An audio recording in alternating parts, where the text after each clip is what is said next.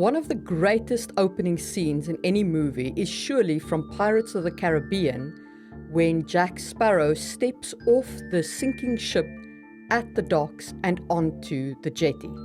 For our land-based species, the ocean holds so much fascination, and the men and women who spend their lives exploring the ocean tend to be held as a breed apart, making them fascinating story matter, whether you're writing fantasy or not. But what happens if you add magic to ships and sailing and naval warfare? Today, let's explore that topic. My name is Marie Mullaney, and this is Just in Time Worlds. Today, I'm going to cover the basics of the ship types we have had in our world and in our history, and then I will discuss how magic impacts ship construction, sailing, monsters of the deep, and actual naval warfare. So if you are interested in this kind of content, please do consider hitting the subscribe button. There are new world building videos every Tuesday and Friday. I also do have a Discord server, link down below, where you can connect with me and join in the conversation. Okay, let's get cracking.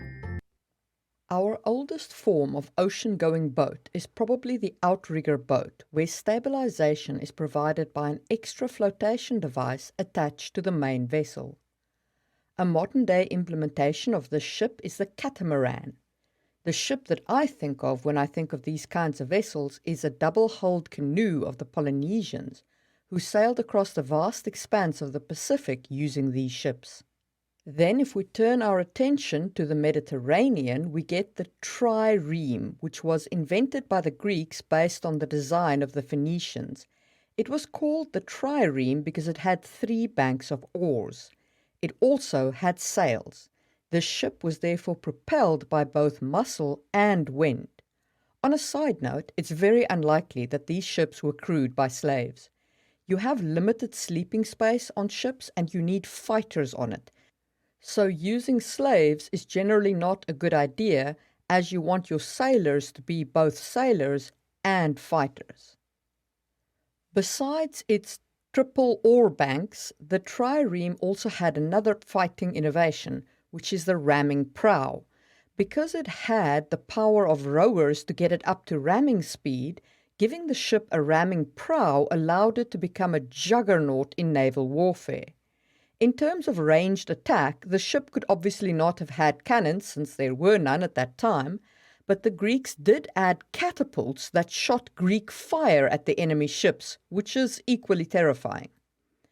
David Gemmell's Troy series features some amazing naval conflicts, as well as being a retelling of Troy, so it features Odysseus and his ship type, the Homeric galley.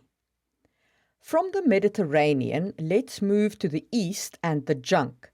The thing that makes the junk a unique design is its fully battened sails.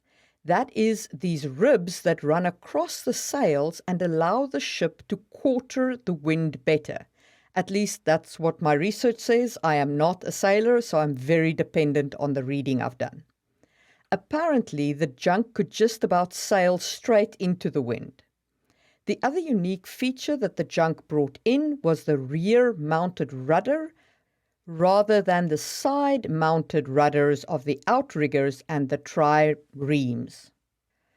Now let's move up to the north, to the Scandinavian Vikings. The Viking ships had swallow drafts, which allowed it to raid up rivers and to cross shallow rocks. They were actually super expensive to make. The sails were made of wool and required the shearing of around 30 sheep per sail. They were also super uncomfortable, lacking in cabins and so on. They were basically the lean wolves of the sea. And finally, there's the ships from Europe's golden sailing age. These ships were mostly 2 to 3 masted ships with a rear-mounted rudder and a lot of sail. They're also generally the ships with cannons and the ships that we think of when we think of sailing ships. Raymond E. Face tells a great story with this type of ships in the book The King's Buccaneer, where the famous line that he's quoted on comes from, "The stern chase is the long chase." Before we move on to magic, let's briefly talk about naval culture. What you have to remember is that a ship is basically a floating death trap. Anything could happen, and when you're days sailing away from a coastline with an uncertain shore ahead of you, you have a lot of nervous people on that ship. Your captain has to maintain order, and yet he lives under the threat of mutiny because, frankly, there are more sailors than there are of him. For a really good example of the maritime culture and how that kind of disciplinarian versus working with the men has to be in terms of the shipboard experience, there is nothing that I can recommend more than the movie Master and Commander. The midshipmen in this movie are the right age, being around 13 years old. There's also a scene where the crew are singing Spanish ladies, and one of the officers sings along. The crew actually stops singing because he's fraternizing with the crew, and that's against the rules. And the captain also gives him a disapproving look. The captain also later speaks to him about this and says that you mustn't fraternize, but you also can't be a tyrant, because if you're a tyrant, that will incite mutiny against you. So you have to walk that fine line of not fraternizing, but not being a tyrant. Okay, now we understand the naval culture and we understand the ships that we've had historically. Let's move on to fantasy and magic. Okay, so now we understand culture and we understand the ships in question. But what happens if you add magic? What happens in a fantasy world? So, of course, you can simply replace your catapults or your cannons with evocation-based mages who throw fireballs at the enemy ship, and that would be a legitimate use of magic. But it is the most uninteresting one, so beyond saying, install mage here, I'm not really going to comment on it. Instead, I'm going to focus my time on the more interesting applications of magic in a naval system. And the first element that I want to discuss is construction of the ships. The author that I will reference here is Robin Hobb and her Live Ship series. The live ships are constructed from wizard wood, and they become sentient after 3 owners from the same family have died aboard the live ship. At that point, the live ship becomes a sentient being, which is a fascinating way of gaining sentience. What makes these live ships great is because they have their own personality, they become an intricate part of the story. The thing that keeps you alive on the ocean is a sentient thing that you need to keep happy, because if you don't keep it happy, you could end up in a really sticky situation. The other author who has used this very effectively is Anne McCaffrey in the Brain and Brawn series, which is technically science fiction, although I would count it more as science fantasy. Now, these are spaceships where the brain part of the ship is the actual ship into which has been installed a person who has suffered some sort of injury that makes their body uninhabitable. So their mind gets installed into a ship. The brawn is a human who acts as their crew, basically, who, runs around and looks after passengers. And if the brain of the ship loses interest in taking passengers to where they're supposed to go, you could end up in a very nasty situation as you are on a sentient ship in a hostile environment. So if you're building out your naval experience, consider whether your magic would have any impact on the actual construction of your ships, and if that could result in a sentient ship, if that is a story that would interest you. Of course, when sailing, one of your big elemental risks is the weather. So any mage who can offer weather control would be of massive advantage to the sailors, both in terms of ensuring that you don't experience wind stillness and thus just drift aimlessly on the ocean at the mercy of the tides, and in terms of making sure that you don't get taken by a storm. So the first author that I'd like to reference here is Rick Riordan, who wrote the Percy Jackson series. In the book The House of Hades, Jason Grace and his buddies are stranded trying to convince the South Wind god to fill their sails and blow them in the Argo 2 to where they need to be. Wow, the innuendo in that sentence. I am so sorry. I meant, the wind blow the ship.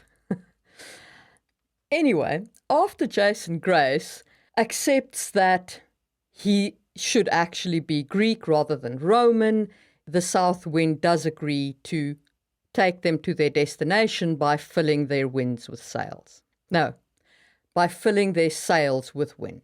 So you can see that the control over the wind obviously brings a great deal of benefit of magic to sailing. However, you can also have monsters or bad situations created by magic that is weather control. And for an example here, I'm going to turn to Jacqueline Carey and the Kavri blog. This is a direct quote from the book describing the Kavria bog. I did not see it until the lightning flashed again. Kazan, still standing, enwrapped in the coils of the Kriav bog. From ankles to chest, its serpentine tail entwined him. Its sinuous neck rose above his head, veined wings outspread and beating at the glowering air. Eyes glittered like rubies in its wedge-shaped head, and the mouth opened in a hiss, triple forked tongue flickering at his face. He fought hopelessly against it, sword arm still free, making no dent in those preternatural scales. This monster was the result of a curse against the pirate Kazan by his mother, and before he could reach the shore of his homeland again, he had to endure the ritual of the Thetalos that cleansed his blood guilt from him. And while the Kriav bog fought him, it also called bad weather down to prevent him from landing his ship, and in fact, even when they turned back from the land, the Kriav bog called down the winds and the storms and blew them all the way to the island of Temenos. And so you can utilize these fantasy monsters to create an ocean that presents your characters with a whole new challenge to fight. And speaking of monsters, monster summoners or controllers like druids could add a lot to both naval combat and general sailing experience. Imagine a ship drifting on the water all by itself, and there's a fleet of pirate ships coming close to it. And then the druid stands up in the prow of the ship and summons the Kraken and releases it to feast on the pirate ships, which would make for a pretty interesting tactic if you think about it. Our own world is rich with stories of man battling against the elements on the ocean. And if you add magic to it, you can go so much further than simply installing a mage in place of a catapult. You can look at the construction, you can look at weather control, you can look at monsters, and you can look at control of those monsters. How have you used fantastical maritime elements, and which authors do you think have used fantastical maritime elements best? Let me know in the comments below, and I will see you soon for another episode of Just in Time Worlds.